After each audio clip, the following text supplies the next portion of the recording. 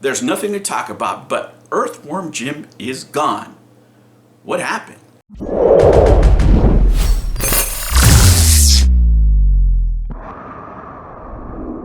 Hello humans, and welcome to another episode of Gen X Gamer. Some people say we are obsessed, right?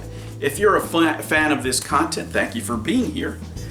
But let me explain to those out there that are confused, that don't know why people find this story interesting. First of all, about $17 million, we don't know what happened to them. We know they were supposed to be used for a console and marketing, and the company's in the red.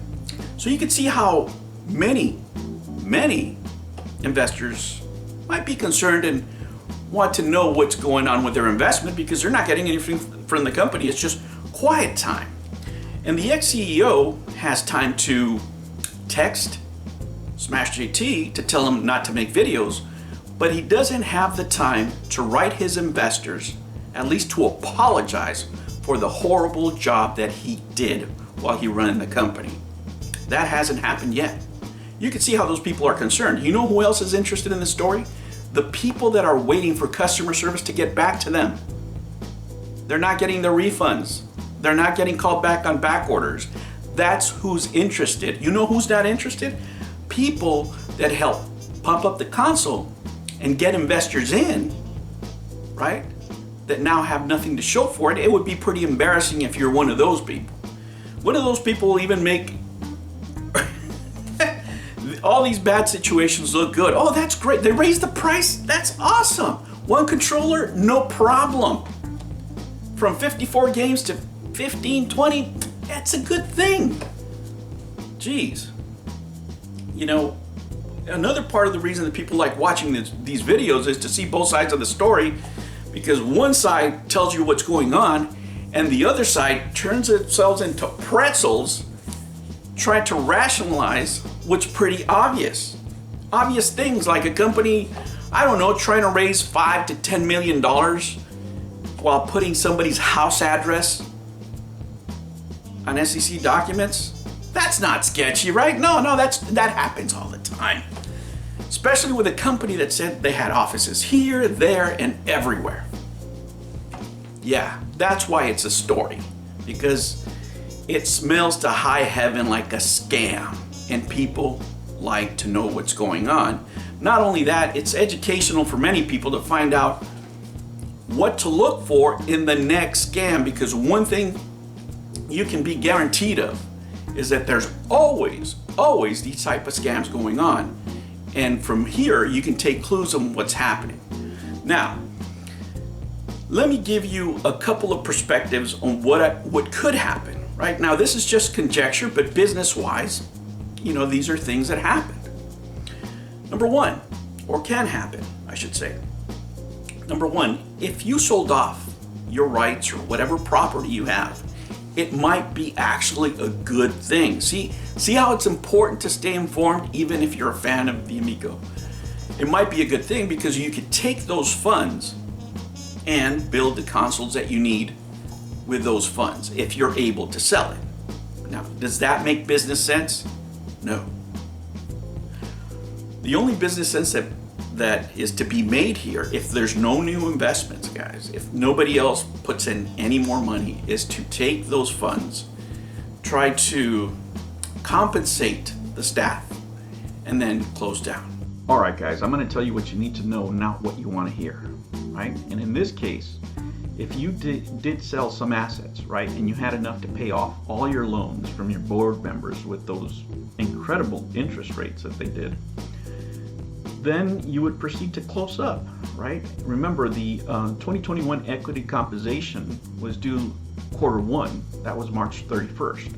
So you could close all this up, and then that's it, BK the company, which means bad news for the investors.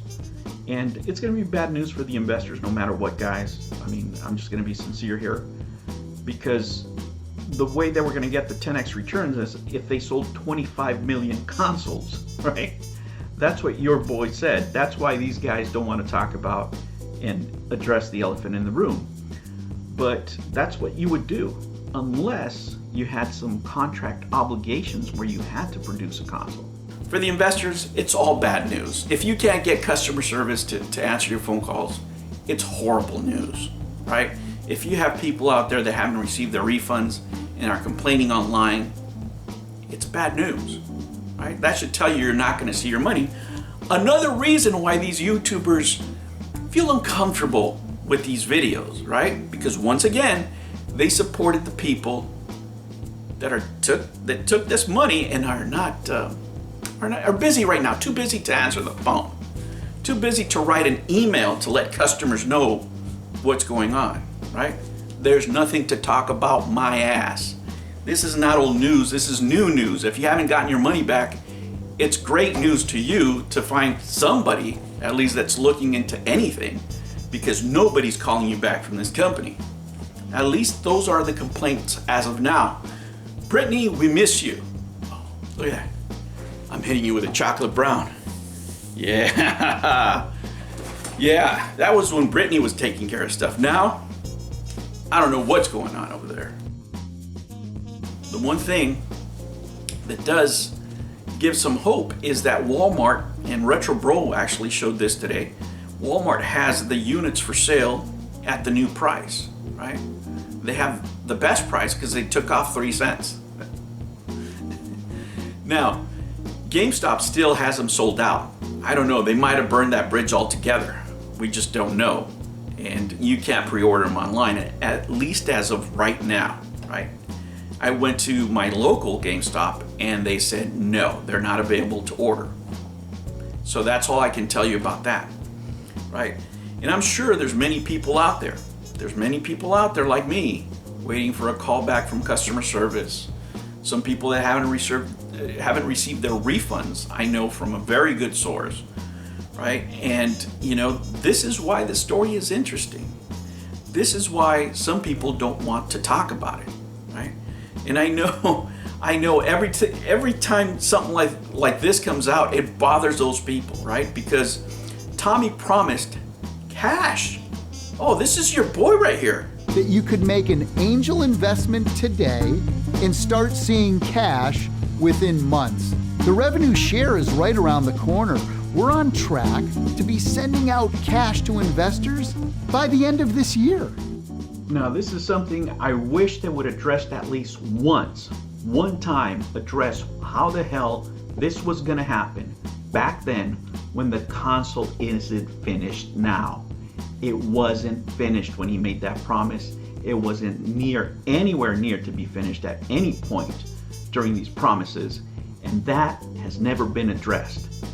That's your boy lying right there. That's why you don't like these videos, because you helped pump this up. This is why you're uncomfortable talking about the Amico, because this man right here has time to write Smash JT to tell him to stop making videos, but he doesn't have the time to answer investors' questions. He didn't take the time to apologize to investors for the terrible and awful job that he did as CEO. The money is gone. I wish that in one of these podcasts where they're so enthusiastic, they actually for once talked about that. These are good people that lost their money. And the news just keeps on coming. For example, I read a post from RetroBro where he's asking, should I have been compensated for setting up the Crayola event? Are you kidding me? I mean, this is the extent of what this company did. There's a person at Intellivision that I've showed you before that is making 6 figures to do this job, which is marketing.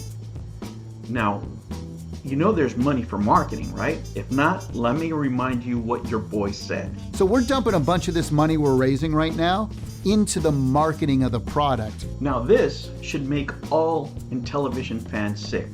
Whatever you think of RetroBro, the one thing you know is that he was a fan of this product, right? And if they had this money and he set up the event, how the hell do you not compensate him? How do you let him work for free, basically, when you raised millions, right? And in the meantime, these people are led to believe that they're friends. I want to see all the people making positive content try to defend this. This is indefensible.